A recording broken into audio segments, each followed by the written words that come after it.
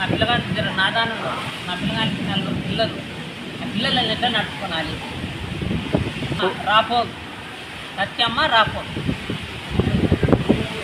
ఎన్ని ఉంటుంది, 8 ఉంటుంది, 8 ఎకరాలు.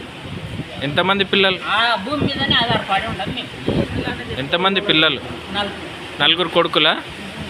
నా కొడుకు 4, నాకు ఒక్కడే. ఓకే. నా పేరు కృష్ణ.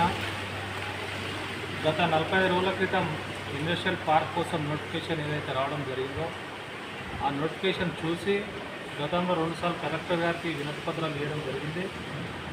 శనివారం కూడా మేము అందరం రావడం జరిగింది, కలెక్టర్ గారికి కలవడం జరిగింది. కలెక్టర్ గారి నుంచి కానీ ఆర్డీఓ గారి నుంచి కానీ ఎలాంటి రెస్పాన్స్ లేదు. ఎంఆర్ఓ గారిని పిలిచినాం, ఏం రెస్పాన్స్ లేదు ప్రభుత్వం నుంచి. ఈసారైనా మళ్ళీ ప్రజావాణి ఉంది, ఈ రోజు వచ్చి కలుద్దాం, మళ్ళీ ఒకసారి పెద్ద ఎత్తున రైతులందరం కలిసి వచ్చినాం.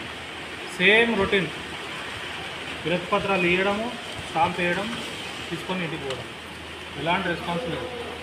చివరకు ఏం చేసాం మేమంటే, చివరకు ఇట్లనన్నా మాకేమైనా ఫలితం ఉంటుందేమని జీపీ తీర్మానం కూడా తీసుకొచ్చినాం. లాస్ట్కి జీపీ తీర్మానం ఇచ్చినాం, ఏకపక్ష తీర్మానం.